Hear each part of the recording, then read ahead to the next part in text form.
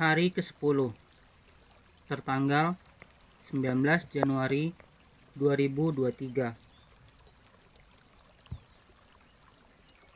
dengan tema berdoa dalam Roh Kudus.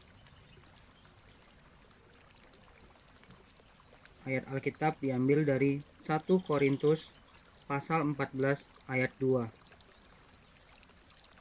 Siapa yang berkata-kata dengan bahasa roh tidak berkata-kata kepada manusia, tetapi kepada Allah, sebab tidak ada seorang pun yang mengerti bahasanya. Oleh roh ia mengucapkan hal-hal yang rahasia. Rasul Paulus menyatakan rahasia doa yang selama ini dilakukannya secara pribadi, yaitu berbahasa roh.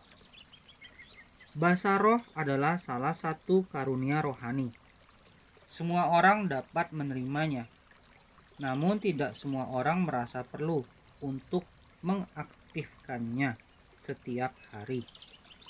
Padahal berdoa dalam bahasa roh akan membangun diri sendiri secara rohani. Dalam 1 Korintus pasal 14 ayat 4 berbunyi, siapa yang berkata-kata dengan bahasa roh, ia membangun dirinya sendiri. Dikutip dari 1 Korintus pasal 14 ayat 4. Dengan kata lain, berdoa dengan bahasa roh sangat berguna untuk membangun manusia roh kita di saat kita merasa lemah dan berbeban berat. Saat kita berdoa dalam roh, kita berdoa dalam kepastian. Roh Kudus akan mengingatkan kita akan kebaikan Tuhan, serta meneguhkan janji-janji Tuhan atas hidup kita. Itulah yang membuat kita mengalami damai sejahtera yang melampaui segala akal. Mengacu pada 1 Korintus 14 ayat 2 yang berbunyi, Roh Kudus juga menolong kita untuk menangkap hikmat dan pengertian tertentu yang tidak dapat kita terima dengan berdoa biasa.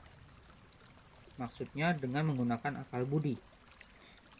Saat kita berdoa dengan bahasa roh, kita sedang masuk ke alam supranatural. Tinjauan diambil dari 1 Korintus pasal 14 ayat 2.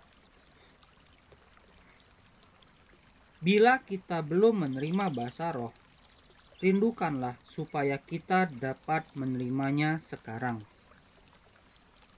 Buanglah rasa takut karena penilaian negatif orang lain, ataupun terlihat aneh di antara orang-orang sekeliling kita. Doa yang dibuat-buat atau yang lainnya.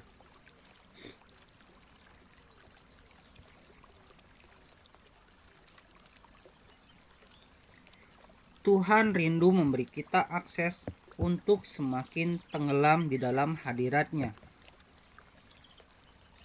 Bagi kita yang sudah menerimanya, latihlah disiplin rohani untuk mengaktifkan karunia ini.